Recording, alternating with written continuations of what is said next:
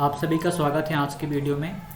आज हम बात करने वाले हैं अनुकंपा नियुक्ति को लेकर। बहुत सारे बच्चों ने कमेंट भी करी है कि जो 18,500 पद हैं वर्ग 3 के, क्या इनमें अनुकंपा नियुक्ति के पद भी सम्मिलित हैं या ये अनुकंपा वाले पद अलग से आएंगे। तो पहले हम इस न्यूज़ को जान लेते हैं। और एक और चीज़ पूछी गई कि यदि ऐसा हुआ कि अनुकंपा वाले पद इन्हीं पदों में सम्मिलित हुए 18,500 में, तो ऐसे में तो बहुत सारे बच्चों का सिलेक्शन नहीं हो पाएगा जो अच्छे अंक लेकर आए हैं। तो इस पर भी हम बात करेंगे। पहले हम इस न्यूज़ को देख लेते हैं, इसमें क्या जानकारी दी हुई है इसको हम पहले समझ लेते हैं, उसके बाद हम इस पर भी आएंगे। तो प्राथमिक शिक्षक भर्ती 17 से शुरू होगी। हमें पता है कि भाई 17 से शुरू होगी। अनुकंपा वालों को मिलेगी पहली प्राथमिकता। प्राथमिक शिक्षक के लिए ऑनलाइन भर्ती की प्रक्रिया 17 नवंबर से शुरू की जा रही है। भर्ती में पहली प्राथमिकता अनुकंपा नियुक्ति वालों को दी जाएगी। डीपीआई के अधिकारियों के मुताबिक अन्य अभ्यर्थियों की तरह मेरिट सूची का इंतजार नहीं करना पड़ेगा। प्रक्रिया शुरू होते ही क्वालिफाई अभ्यर्थियों को नियुक्ति दी जाएगी। अधिकारियों का कहना है कि शिक्षा का अधिकार कानून लागू होने के बाद डीएड बीएड के साथ ही पात्रता परीक्षा पास करना अनिवार्य हो गया है। आरटीई एक्ट 2010 में लागू हुआ था। उसके बाद से प्राइमरी शिक्षकों की भर्ती परीक्षा नहीं होने के कारण 2000 से अधिक मामले लंबित हैं। इनकी नियुक्ति की सारी प्रक्रिया पूरी हो चुकी है। 17 नवंबर तक आदेश जारी कर दिए जाएंगे। प्राथमिक शिक्षकों की भर्ती के लिए स्कूल शिक्षा विभाग के 7,429 एवं जनजाति कार्य विभाग के 11,098 पदों पर संयुक्त काउंसलिंग के माध्यम से भर्ती की कार्यवाही की जाएगी।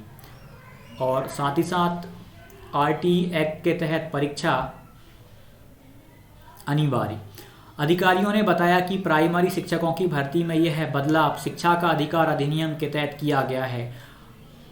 आरटीई एक्ट के तहत स्कूलों में पढ़ाने वाले शिक्षकों के पास बीएड या डीएड की डिग्री होना अनिवार्य है। साथ ही पात्रता परीक्षा में क्वालिफाई होना भी जरूरी है।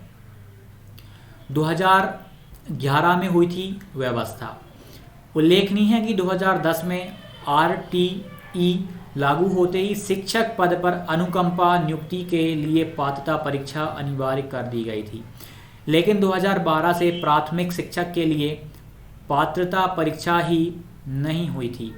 ऐसे में प्रदेश भर में 2200 से ज़्यादा प्रकरण अटक गए थे। ये आपको इसमें जानकारी दी है। अनुकंपा वालों की नियुक्ति भी होने वाली है इसी प्रक्रिया के साथ में।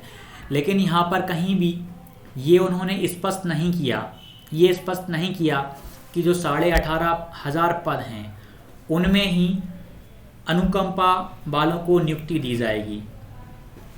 यदि ऐसा होता है कि अनुकंपा वाले जो भी विद्यार्थीगण हैं, यदि उनको इन्हीं पदों में 18,500 पदों में ही सम्मिलित कर लिया जाए तो इससे कट ऑफ ज़्यादा बढ़ जाएगा। यानी जो बहुत सारे बच्चे अभी जिनको लगता है कि सिलेक्शन हो जाएगा, तो फिर हो सकता है कि सिलेक्शन की दायरे से वो बाहर हो जाएं, क्योंकि लगभग 2200 पदों की यहाँ पर बात करी गई है।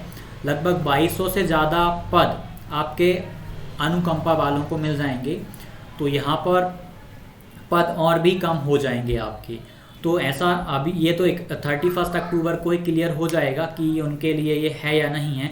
100% ऐसा अभी कोई भी नहीं कह सकता कि 18,500 पदों में ही अनुकंपा के पद सम्मिलित हैं।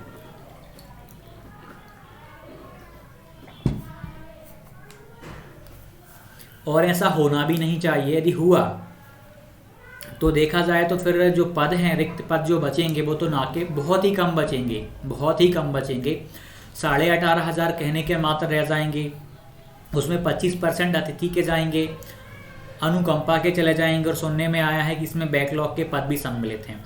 इस प्रकार से देखा जाए तो जो पद बचेंगे ना, हर एक कैटेगरी में यदि अपन बांट दें और फीमेल का रिजर्वेशन 50% उनका करने के बाद में, और फिर जो पद बचेंगे वो बहुत ही कम पद रिक्त रहेंगे।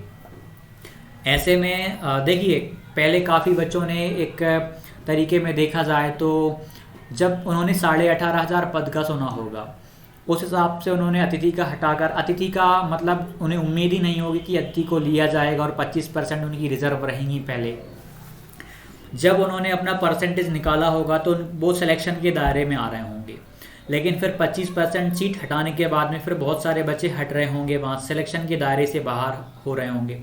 उसी प्रकार से यदि अनुकंपा का देख लिया जाए तो फिर यहाँ से भी बहुत सारे बच्चे हट जाएंगे। तो पद बहुत ही कम हैं एक तरीके में देखा जाए तो। अनुकंपा वाले पदों को अलग से होना चाहिए, जहाँ तक उम्मीद है ये पद अलग से होंगे। 18,500 में ना हो, ये ज़्यादा बेटर होगा। 31 को वैसे भी सारी चीज़ें क्लियर हो जाएंगी। और आप लोग क्या कहते हैं कमेंट करके जाइएगा, और मिलते हैं फिर अगली वीडियो में। धन्यवाद।